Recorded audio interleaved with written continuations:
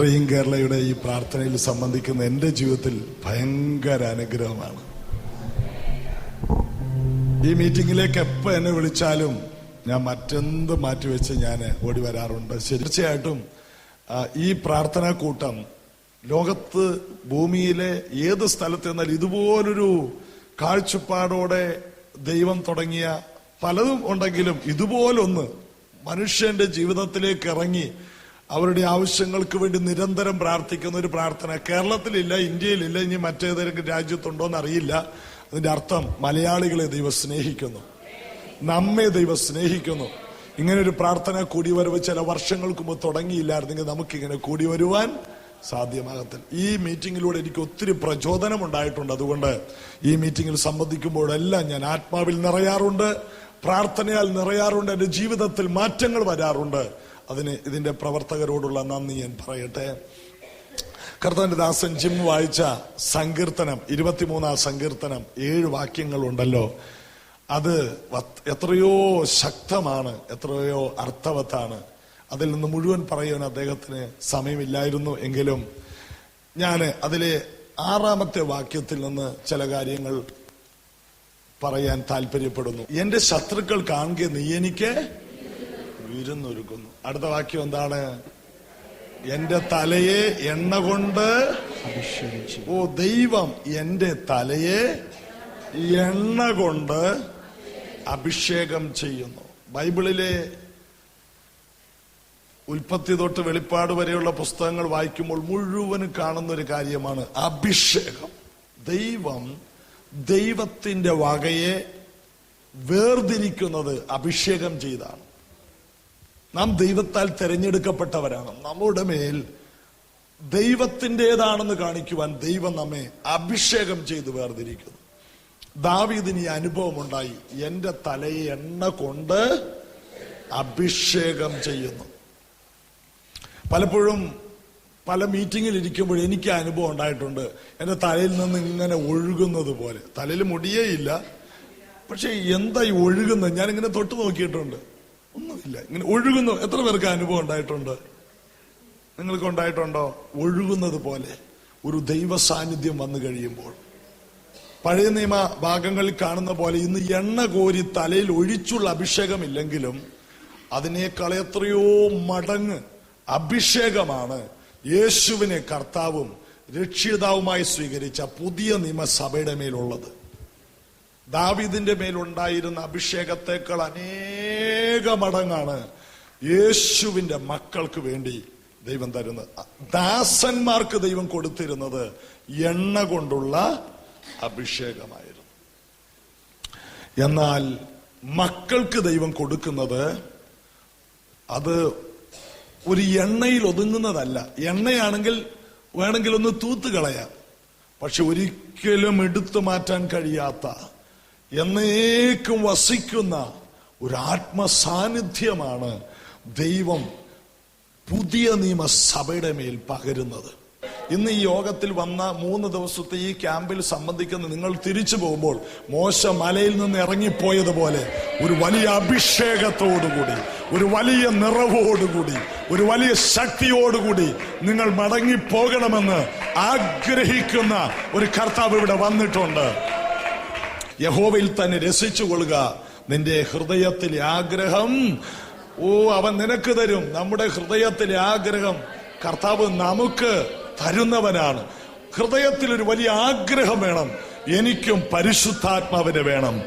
എന്റെ തല എണ്ണ കൊണ്ട് അഭിഷേകം ചെയ്യുന്നു. അടുത്ത വാക്യം, എന്റെ പാനപാത്രം നിറഞ്ഞു കവിയുന്നു. പാനപാത്രം എന്ന് പറഞ്ഞ ഒരു സന്തോഷത്തിന്റെ അനുഭവമാണ്.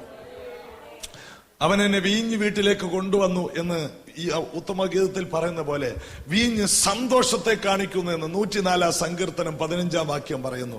അപ്പോൾ പാനപാത്രം നിറഞ്ഞു കവിയുന്നു. അഭിഷേകം ഒരുവന്റെ മേൽ വന്നു കഴിഞ്ഞാൽ അവൻ ആദ്യം ലഭിക്കുന്ന സന്തോഷമാണ്.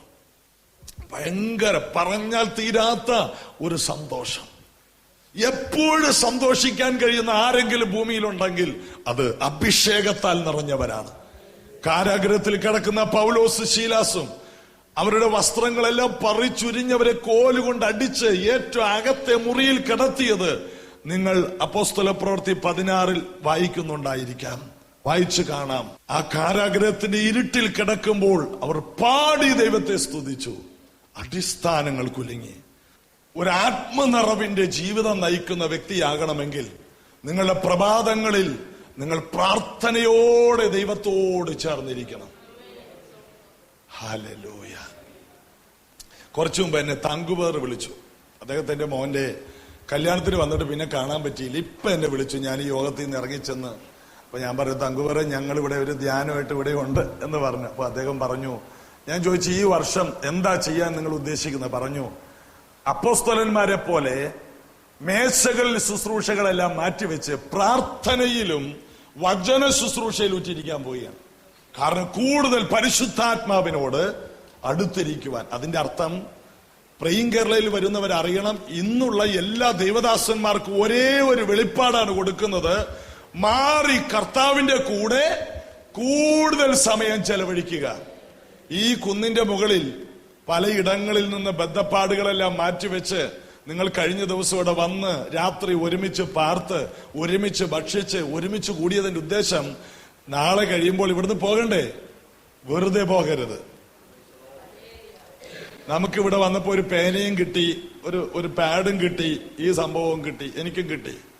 പക്ഷെ ഇതും മാത്രം കഴുത്തിലിട്ടേച്ച് തിരിച്ചു പോകാൻ പറ്റുമോ? ഒരിക്കലും മാറാത്ത ഒരു നിറവുമായിട്ട് ഇതിനകത്ത് വെച്ച് അനേക സ്വപ്നങ്ങൾ വിരിഞ്ഞു വരണം. ഒരു കോഴിയുടെ കീഴെ മുട്ട വിരിയുന്നത് പോലെ നിങ്ങളുടെ സ്വപ്നങ്ങളും നിങ്ങളുടെ സ്വർഗീയമായ ചിന്തകൾക്കും ചിറക് മുളക്കണം. ദൈവവചനത്താൽ നിങ്ങൾ പോഷിപ്പിക്കപ്പെടണം. ദൈവത്തിന്റെ ആത്മാവിനാൽ നിങ്ങൾ പരിപോഷിപ്പിക്കപ്പെടണം. കൈകൾ അടിച്ചു കർത്താവിന് നന്ദി പറഞ്ഞ് പാനപാത്രം നിറഞ്ഞ് കവിയണം. കർത്താവിന് കഴിയാത്തതായിട്ടൊന്നുമില്ല. വർഷങ്ങൾ കൊണ്ട്, നീണ്ട വർഷങ്ങൾ കൊണ്ട്, കണ്ണുനീരുകൊണ്ടും മന്ത്രവാദങ്ങൾ കൊണ്ടും നടക്കാത്തത് പരിശുദ്ധാത്മാവിന്റെ ശക്തി കൊണ്ട്. ബൈബിളുണ്ട്, സൈന്യത്താലല്ല ശക്തിയാലല്ല എന്റെ ആത്മാവിൽ തന്നെ. സക്കറിയ പ്രവചനം 4 സെരുബാബേലിന്റെ മുമ്പിലുള്ള മഹാപർവ്വതമേ, നീ ആര്? നീ സമഭൂമിയായി മാറും. പരിശുദ്ധാത്മാവിന്റെ നിറവുള്ള ഒരു ദൈവ പൈതലിന്റെ മുൻപിൽ എത്ര വലിയ മഹാപർവ്വതങ്ങൾ നിന്നാലും അത് തകർന്ന് തരിപ്പണമായി മാറും. ഇന്ന് എന്നെ കേട്ടുകൊണ്ടിരിക്കുന്ന നിങ്ങളോട് എന്റെ അനുഭവ സാക്ഷ്യങ്ങൾ ചേർത്ത്, ദൈവവചനം ചേർത്ത് ഞാൻ നിങ്ങളോട് പറയുന്നത്, നിങ്ങൾ ഈ കുന്നിന്റെ മുകളിൽ നിന്ന് പോകുന്നതിന് മുമ്പ് നിങ്ങൾ പരിശുദ്ധാത്മാവിൽ നിറഞ്ഞ്, നിങ്ങൾ അന്യഭാഷകളാൽ നിറഞ്ഞ്, നിങ്ങൾ വെളിപ്പാടുകളാൽ നിറഞ്ഞ്, ദൈവത്തിന്റെ കൃപകളാൽ നിറഞ്ഞുകൊണ്ട് നിങ്ങൾ ഇവിടെ നിന്ന് പുറപ്പെട്ടു പോകണം. നിങ്ങൾ പരാജയപ്പെട്ട സ്ഥലത്ത്, നിങ്ങൾ തകർന്ന സ്ഥലത്ത്, നിങ്ങൾ നിരാശപ്പെട്ട സ്ഥലത്ത്, നിങ്ങൾ മരിക്കണമെന്ന് ആഗ്രഹിച്ച സ്ഥലത്ത് ദൈവം നിങ്ങൾക്ക് ഒരു അത്ഭുതം വെച്ചിരിക്കുന്നു. നിങ്ങൾക്ക് ദൈവം ഒരു അത്ഭുത ശുശ്രൂഷ വെച്ചിരിക്കുന്നു. കൈകളടിച്ച് അല്പസമയം ദൈവത്തെ സ്തുതിച്ചാട്ടെ. ഇത് പരിശുദ്ധാത്മാവിന്റെ സമയമാണ്. ഇത് ദൈവ പ്രവൃത്തിയുടെ സമയമാണ്. ഇത് ദൈവ കൃപയുടെ സമയമാണ്. Hallelujah, hallelujah. എന്റെ തലയെണ്ണ കൊണ്ട് അഭിഷേകം ചെയ്യുന്നു എന്റെ പാനപാത്രം. ഇന്ന് എന്റെ ജീവിതത്തിലെ ഈ സന്തോഷത്തിന്റെ കാരണം, ഈ ഉറക്കെ ഇങ്ങനെ കാറുന്നതിന്റെ കാരണം, ഇത് പറയാൻ ഒരാവേശമുണ്ട്. ഇത് സത്യമാണ്, ഇത് സത്യമാണ്. യേശു പറഞ്ഞു, ആമേ, വഴിയും സത്യവും ജീവനും ഞാനാകുന്നു. യേശുവിൽ വിശ്വസിക്കുന്ന ഒരു ദൈവ പൈതൽ ഒരിക്കലും ലജ്ജിച്ചു പോകത്തില്ല. ലജ്ജിക്കാൻ നമുക്ക് സാധ്യമല്ല. ഇന്നിവിടെ കടന്നു വന്ന ഒരാൾ പോലും, ഈ കൂടിവരവിൽ വന്ന ഒരാൾ പോലും ലജ്ജിച്ചു പോകത്തില്ല, ലജ്ജിച്ചു പോകത്തില്ല, ലജ്ജിച്ചു പോകത്തില്ല. ഹല്ലേലൂയ. ആമേ. പരിശുദ്ധാത്മാവ് നമ്മുടെ ജീവിതത്തെ മാറ്റും. വെറും ഒരു ബിസിനസ്സുകാരനായിരുന്ന ഞാൻ പിന്നെ എങ്ങനെ ഇവിടെ നിങ്ങളുടെ മുമ്പിൽ നിൽക്കുന്നു എന്ന് എനിക്കിപ്പോഴും അറിയില്ല. ഒരാഴ്ചത്തേക്ക് ഞാൻ ചെയ്തിരുന്ന ജോലി സ്ഥാപനത്തിൽ നിന്ന് അവധിക്ക് വന്നതാണ്. അത് 91 വന്നാണ്. ഇതുവരെ തിരിച്ചു കയറാൻ പറ്റിയിട്ടില്ല. വർഷം 10-20 കഴിഞ്ഞു. ഒരാഴ്ച അവധി കഴിഞ്ഞിട്ടില്ല. കാരണം ഈ സാക്ഷ്യം നീ ഭൂമിയിലെല്ലാം നീ കാണുന്ന വീടുകളിലെല്ലാം പോയി പറയാൻ പറഞ്ഞു. കാണുന്നവരോടൊക്കെ പറയാൻ പറഞ്ഞു. എല്ലാവരോടും പറഞ്ഞു തീർന്നിട്ട് വേണം എനിക്ക് ഈ ജോലിക്ക് കയറാൻ. 100-200 കൊല്ലമൊക്കെ കഴിയുമെന്ന് തോന്നുന്നു. ഏതായാലും പറഞ്ഞാൽ തീരാത്തൊരു സന്തോഷം, പറഞ്ഞാലും തീരാത്തൊരു സന്തോഷം. ഹല്ലേലൂയ. വർണ്ണിക്കാൻ കഴിയാത്തൊരു സന്തോഷം. നമ്മുടെ കയ്യിൽ ഒരു 100 കോടി രൂപ കയ്യിലുണ്ടെങ്കിൽ ഈ സന്തോഷം കിട്ടത്തില്ല. നമുക്ക് ജീവിതത്തിൽ ഈ ഭൗതിക ലോകത്തിൽ എന്ത് കിട്ടിയാലും പരിശുദ്ധാത്മാവെന്ന ഈ ദാനത്തോട് തുല്യമാകത്തില്ല. ദൈവം നമുക്ക് തന്ന ഏറ്റവും വലിയ ദാനം സ്വന്തം പുത്രനെ ആദരിക്കാതെ നമുക്ക് വേണ്ടി തന്നു.